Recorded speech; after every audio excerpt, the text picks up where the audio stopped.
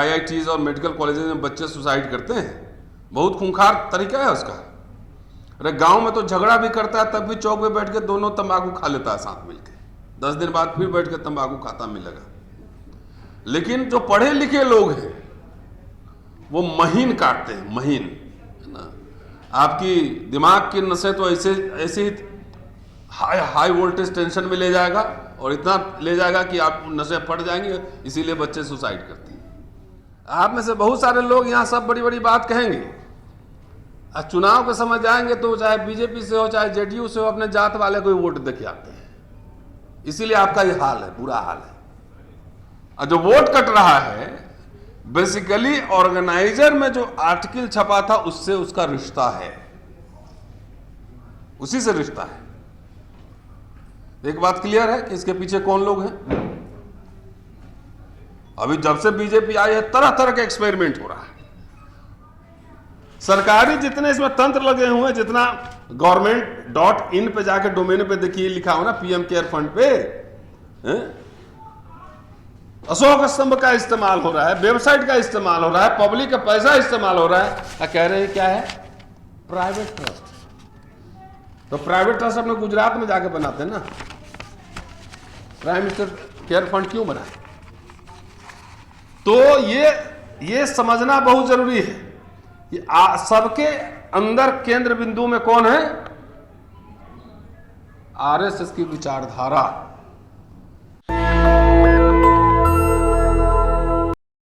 और जो दो मुद्दे हैं दोनों अलग अलग नहीं है, दोनों एक दूसरे से जुड़े हुए हैं, और दोनों मुद्दों को आप तब तक नहीं समझ पाएंगे जब तक कि RSS को नहीं समझे। सब इस देश में जितने खुराफात हो रहे हैं उसके पीछे अगर आप देखेंगे तो कनेक्शन आपको RSS से मिलेगा। मैं ये बात क्यों कह रहा हूं, जो वोट का अधिकार है ये एक दिन में नहीं मिला है। पहले 1909, 1919-20 Simon commission, round table conference,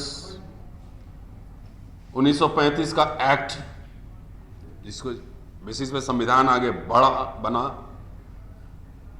फिर कैबिनेट मिशन, संविधान सभा। तो संविधान लागू होने से पहले जो वोट का अधिकार था सबको नहीं था, उस पर शिक्षा और संपत्ति के 2 क्राइटेरिया होते थे कि आपको इतना शिक्षित होना है और इतना टैक्स पे किया है। वो आंकड़े आप देख लेंगे, हम सिर्फ आइडियाज पे बात कर रहे हैं। और डॉक्टर अंबेडकर जब साउथ बोरो कमेटी आई 1919 में, तो वो पहला एक पब्लिक अपीयरेंस है डॉक्टर अंबेडकर का।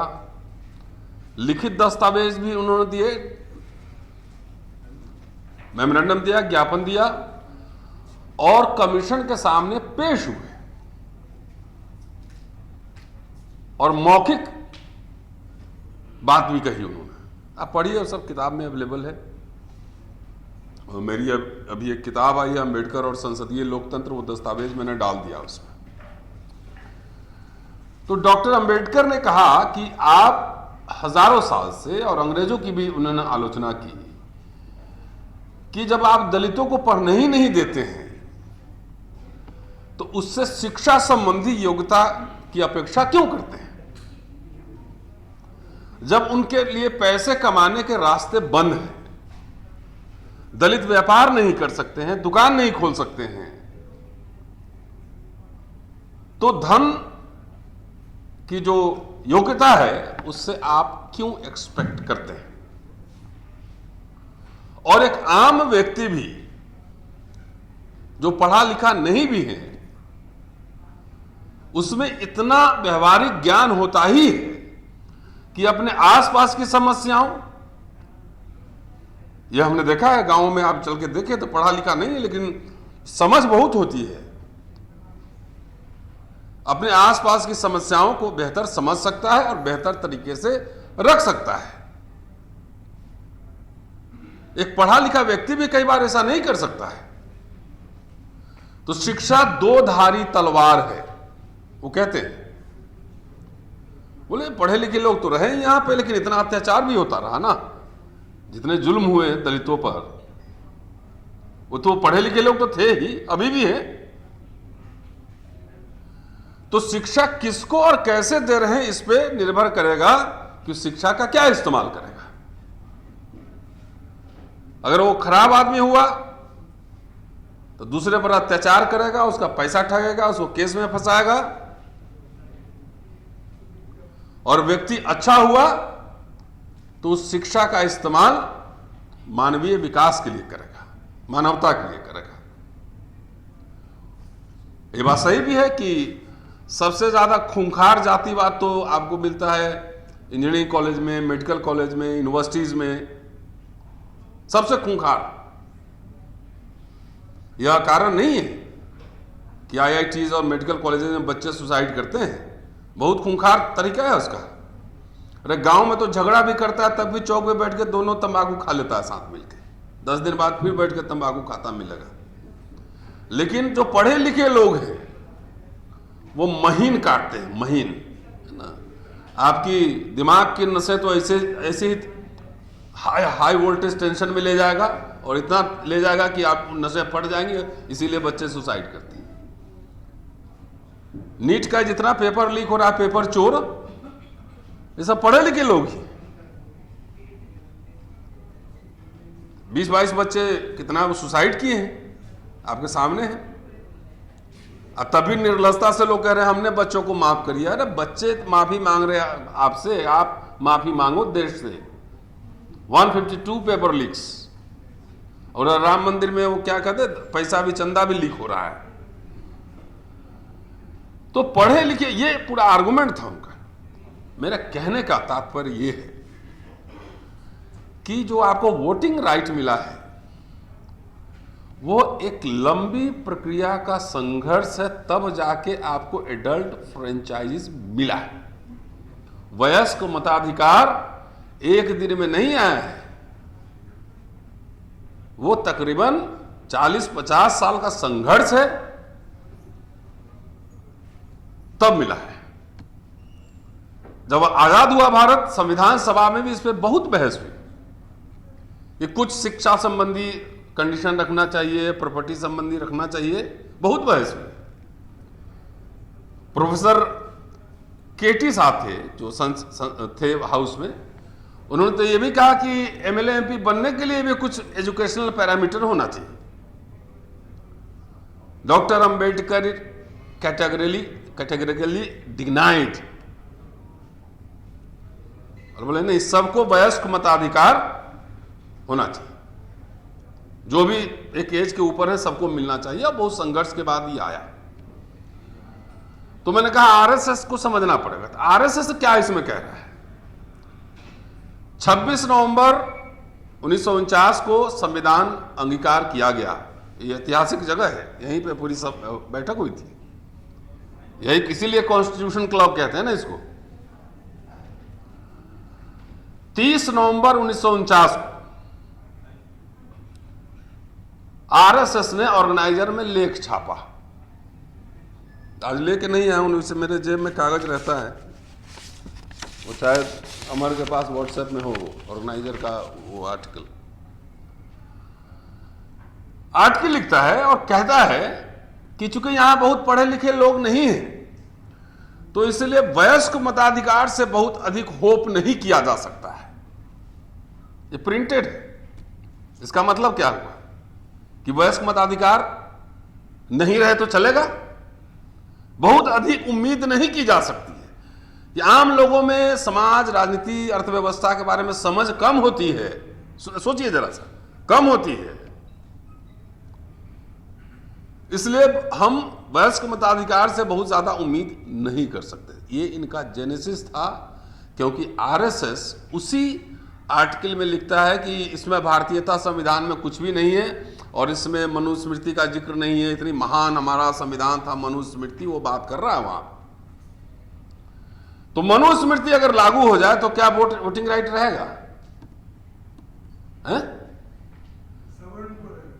नहीं, उसमें भी कैटेगरी है, जनेऊ पहनने में भी कैटेगरी है। कौन किस तरह का जनेऊ पहनेगा ये भी डिफाइंड है। कौन 4 धागा, कौन 5 धागा, कौन 3 धागा, कौन पीला रंग का, कौन सफेद रंग का, ये भी समझिए। अब टॉयलेट जाते हैं तो कान पे लगाते हैं ना, वो क्यों लगाते हैं? वो इसलिए लगाते हैं कि वो देख के पता लग जाए कि कौन जात का है। नहीं, वो उसमें 3 धागे का रहेगा ना तो पता लग जाता है कि वैसे को 3 धागे का पहनना है। जी, इतना बड़ा साइंटिस्ट है ये लोग। जैसे आप इंजीनियर, डॉक्टर सब लोग बैठे इधर, गृह प्रवेश कीजिएगा तो आपको गोबर गणेश का पूजा करवाता है, नहीं? 1 रुपया डालो उस पर, वो 1 रुपया नहीं डलवाता है।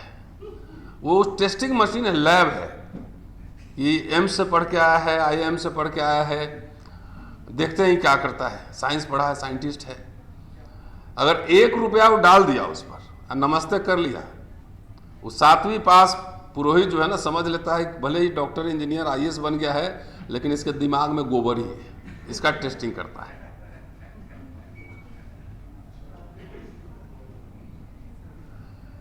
तो ये फिलॉसफी मनुस्मृति को जो समझता है, और आप में से मैं जानता हूं, आप में से बहुत सारे लोग यहां सब बड़ी बड़ी बात कहेंगे, और चुनाव के समय जाएंगे तो चाहे बीजेपी से हो चाहे JDU से हो, अपने जात वाले को वोट देके आते हैं। इसीलिए आपका ये हाल है, बुरा हाल है ना? जाएंगे यहां से तो सब बड़ी बड़ी बात हो जाएगी। तो पटेल जी हैं तो पटेल जी पता लगा कि अब कैसे, अब नीतीश कुमार जी को हम वोट नहीं देंगे, तो देना है। पासवान जी यहां बैठे होंगे तो बोले कि अब तो चिराग पासवान को देना है, तो जाओ उन्हीं से राइट्स ले लो ना, खत्म हो रहा, जाओ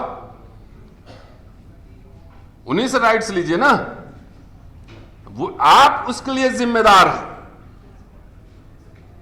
कि अगर वैसे लोग को, जो RSS को मैंने एक्सप्लेन करने की कोशिश की कि वोटिंग का जो पूरा चोरी का मामला है वो RSS का फिलॉसफी का पार्ट है। जो SIR हो रहा है, जो वोट कटिंग हो रहा है, सूरज जी मोबाइल होगा उठा लीजिएगा, जो SIR हो रहा है, स्पेशल इंटेंसिव रिवीजन, जो वोट कट रहा है, बेसिकली ऑर्गेनाइजर में जो आर्टिकल छपा था उससे उसका रिश्ता है, उसी से रिश्ता है। एक बात क्लियर है कि इसके पीछे कौन लोग हैं। अभी जब से बीजेपी आई है तरह तरह के एक्सपेरिमेंट हो रहा है। संविधान खुलेआम बाबा सब कह रहा है। एक बाबा पता नहीं कौन है, अंधा बाबा है, वो कहता है करंट नहीं लगता है जनेऊ पहनने।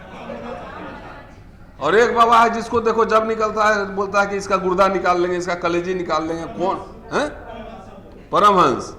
ये पप्पू यादव को जो मार के नहीं आया, क्या करेंगे वो करें। मेरा भी गुर्दा निकलवा रहा था।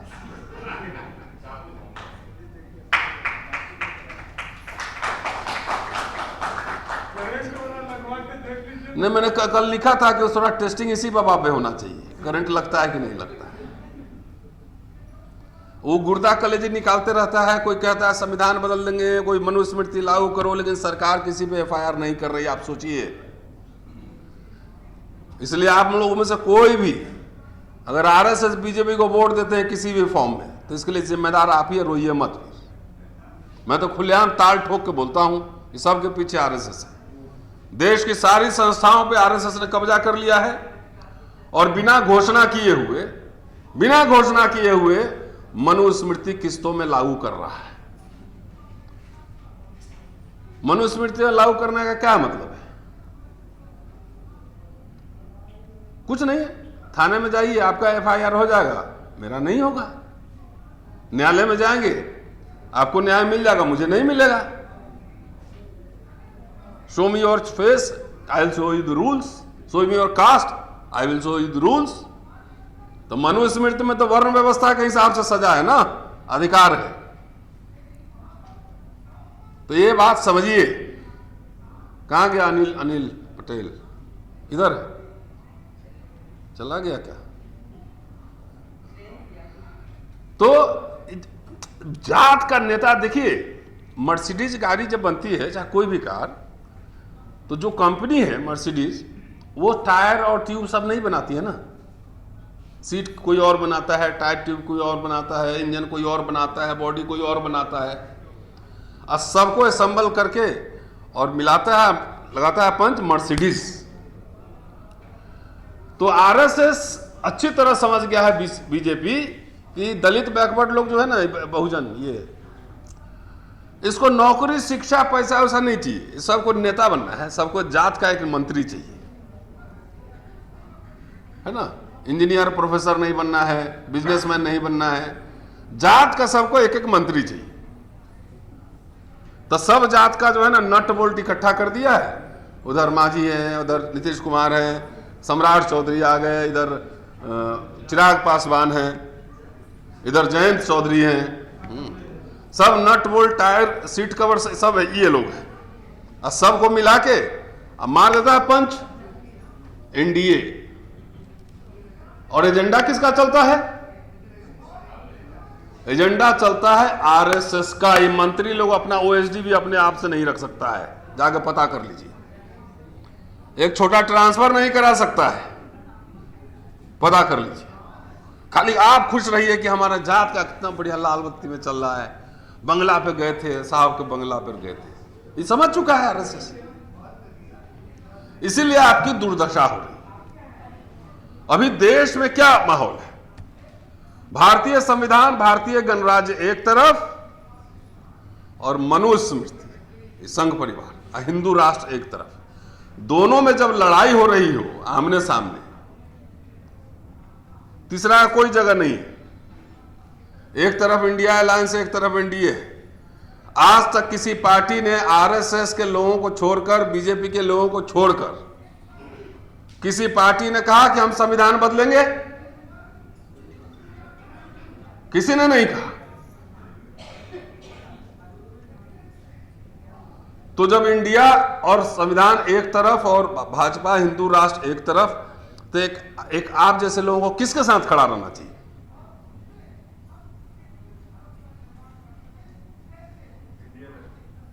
नहीं रहते हैं ना सब। कोई पटेल उधर एनडीए में है तो कोई उधर है, जात के हिसाब से वोट देते हैं। इसीलिए ये हालत है। मैं तो कल भी मुजफ्फरपुर में 1.5 घंटा बोल के आया हूं। मेरे बड़े भाई भी बैठे हुए थे मीटिंग में। हमने कहा भाजपा से ये भी चुनाव लड़ेंगे तो 1 लाख खर्चा करके जाके इनको हराने कैंपेन करने जाऊंगा।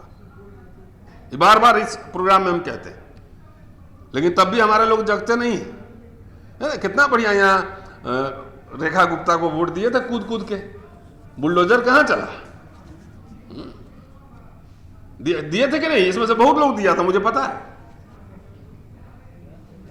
तो बुलडोजर पहले आप ही में चला, अब बस में जो है बोट बना दिया यहां पे, है ना। लो मजे लो। दूसरी बात, बीजेपी आरएसएस को छोड़ दीजिए, बाकी इधर आइए तो मोर और लेस कमोवेश एक समाजवाद का उसमें रूप रहा है।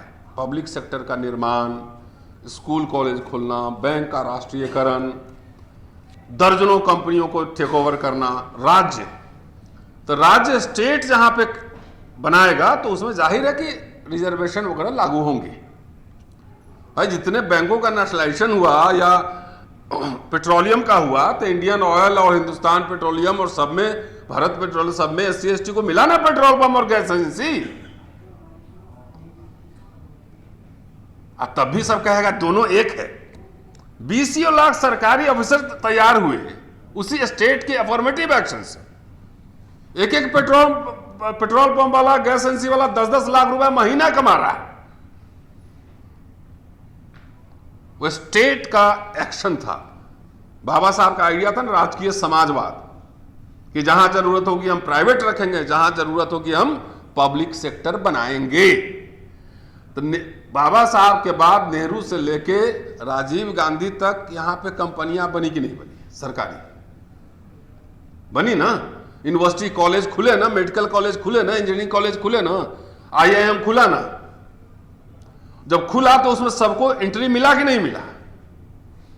ये बात आरएसएस का फिलॉसफी क्या है कि सब लोगों के पास संपत्ति नहीं रही, ट्रस्टीशिप रहना चाहिए। देश के जितने संसाधन है, संपत्ति कुछ लोगों के हाथ में होना चाहिए। तो है तो 13 बरस में मोदी साहब ने 28 पुराने जो स्कीम्स हैं उनके नाम बदले और रैपिड स्पीड में प्राइवेटाइजेशन हो रहा है। सरकारी कंपनी प्राइवेट हाथ में जा रहा है। एयरपोर्ट चला गया अडानी के पास। अब तो अडानी इंडियन ऑयल का ये जगह में लिखे मिलता है मुझे, अडानी इंडियन ऑयल। आओ दलितों हुक्मरान बनना था, तुमको राजा बनना था, सब पेट्रोल पंप अडानी को चला जाएगा, रिजर्वेशन खत्म, जाओ। गैस एजेंसी घर घर पहुंचा दिया प्राइवेट पार्टी को, घर घर पहुंचा दिया पाइप से। तो जब घर में पहुंच गया तो फिर सिलेंडर की क्या जरूरत है, खत्म, रिजर्वेशन, जाओ, बनते रहो हुक्मरान। तो ट्रस्टीशिप की कुछ लोगों के पास प्रॉपर्टी होनी चाहिए। तो वही तो अडानी के पास हो रहा है प्रॉपर्टी, अंबानी के पास हो रहा है। राज्य की क्या भूमिका होती है? राज्य की भूमिका होती है सिर्फ रोटी नहीं देना, डिग्निटी के साथ जीने के वो तमाम अवसर प्रोवाइड करना। This is the responsibility of the state. और ये क्या कर रहा है? लाभार्थी 5 किलो अनाज दे रहा है, इक्वल अपॉर्चुनिटी नहीं दे रहा है डिग्निटी के साथ जीने के लिए। 5 किलो अनाज आपको दे रहा है। तो इसलिए मैंने कहा ना कि दोनों के रिश्ता है और दोनों को समझना है, तो आरएसएस को समझना पड़ेगा। पीएम केयर फंड, आम लोगों के पैसे गए, कॉर्पोरेट के पैसे गए, सब गए। 23 के बाद कोई रिपोर्ट नहीं है। मेरे पास कागज है, हिंदू ने रिपोर्ट छापा। ये प्राइम मिनिस्टर चेयरमैन है, home minister, finance minister, defence minister, तीनों इसके ट्रस्टी हैं। हजारों करोड़ रुपए इसमें है, लेकिन ऑडिट रिपोर्ट वेबसाइट पे जाके चेक कर लीजिए, नहीं है। कहता है प्राइवेट ट्रस्ट है। अरे सरकारी पैसे से चल रहा है। ये नरेंद्र मोदी के नाम से ट्रस्ट नहीं है, प्राइम मिनिस्टर के नाम से ट्रस्ट है। सरकारी जितने इसमें तंत्र लगे हुए हैं, जितना government.in पे जाके डोमेन पे देखिए, लिखा हो ना पीएम केयर फंड पे, अशोक स्तंभ का इस्तेमाल हो रहा है, वेबसाइट का इस्तेमाल हो रहा है, पब्लिक का पैसा इस्तेमाल हो रहा है। कह रहे हैं क्या है? Private trust. तो प्राइवेट ट्रस्ट अपने गुजरात में जाके बनाते हैं ना। प्राइम मिनिस्टर केयर फंड क्यों बनाए? तो ये समझना बहुत जरूरी है कि सबके अंदर केंद्र बिंदु में कौन है? आरएसएस की विचारधारा। असली लड़ाई उसी से है। नेता तो बदल देगा। धर्मेंद्र प्रधान को हटाया तो उससे भी घटिया आदमी को लेकर आया। इंडिविजुअल डजंट मैटर, इसको नहीं उसको बैठा दो। हमारे तो कितने बैकवर्ड मिनिस्टर सब हैं यहां पर, Dalit minister, backward minister, law minister भी दलित ही है, राष्ट्रपति ट्राइब है। तो एजेंडा किसका लागू हो रहा है? संविधान का लागू हो रहा है कि मनुस्मृति का लागू हो रहा है? तो सबसे जरूरी बात है कि ये मांगने से तो साला बच्चा दूध भी नहीं मिलता है। वोट का चोट करिए, और जब तक इनको सत्ता से बाहर नहीं करेंगे, आपको पता नहीं रोज कुछ ना कुछ बेच देता हुआ। जब इनको राम को नहीं छोड़ा इन्होंने, गाय, बोले गाय माता है, तो मणिपुर में जाके बोलो ना माता है, गोवा में जाके बोलो ना, केरला में जाके बोलो ना माता है। ये उनके लिए एक राजनीतिक पशु है। राम उनके लिए आस्था का प्रतीक नहीं, आपके लिए हो सकता है। या मर्यादा पुरुषोत्तम राम। हनुमान जी को भी खूंखार बना दिया आजकल, कार में ऐसे चिपकाया रहता है, ऐसे खूंखार ऐसे करते हो।